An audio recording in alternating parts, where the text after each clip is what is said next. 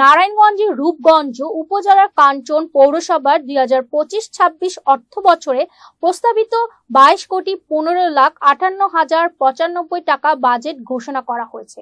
এতে ব্যয় ধরা হয়েছে 21,63,91,451 টাকা।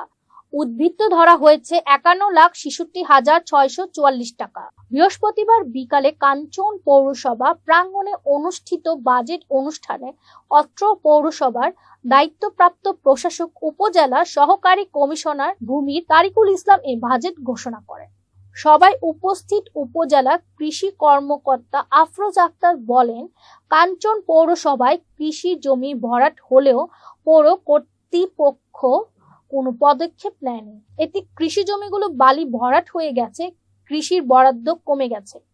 এ সময় বাজেট অনুষ্ঠানে আরো বক্তব্য রাখেন প্রধান নির্বাহী কর্মকর্তা সৈয়দ মনিরুজ্জামান, পৌর প্রকৌশলী আনোয়ার হোসেন, আমিরুল ইসলাম ইমন, সানাউল্লাহ সানি, হামিদুর রহমান, কোহিনুর রহমান সহ পৌরসভা কর্মকর্তা কর্মচারী, সাবেক কাউন্সিলর সহ স্থানীয় গণ্যমান্য ব্যক্তিবর্গ।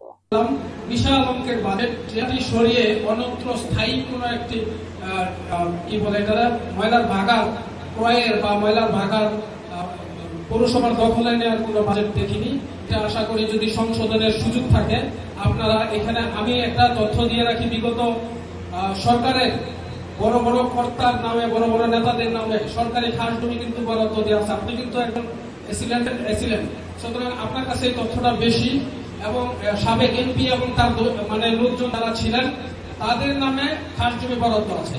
2-4টা খাস জমি সরিয়ে এই ময়লাটা স্থায়ীভাবে যদি আপনারা রাখেন, দুই দিকে লাভবান। এক হচ্ছে পৌরসভার পরিবেশ সুন্দর হলো, আমাদের শীতলক্ষা নদ আসবে। আমার বাড়িতে যাওয়ার যে রাস্তা, কাঞ্চনের সবচেয়ে বড় রাস্তা, 1 নম্বর, 2 নম্বর, 3 নম্বর, 4 নম্বর, 5 নম্বর ওয়ার্ডে যাওয়ার, সেই রাস্তা আপনারা দেখেছেন। আমি মায়ার বাড়িতে আমার নিজস্ব অর্থায়নে মায়ার বাড়ির রাস্তা আমি সংস্কার করেছি। ওইখানে পানি ডুবে থাকে, আমি নিজে ইট শুকিয়ে এনে আমি নিজে কাজ করে সেই রাস্তার কাজ করেছি।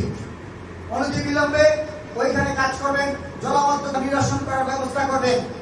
বিশেষ করে আমাদের কলাতলি যেতে, নগাঁও যেতে বা ওই এলাকায় যে মানুষ আছে সেগুলো থেকে 20,000 সার্ভে ফি, আপনারা জানেন জরিপের বিভিন্ন বিষয়ে হচ্ছে পৌরসভা আইনগত ফি গ্রহণ করে থাকে, সেটাতে 12 লক্ষ টাকা।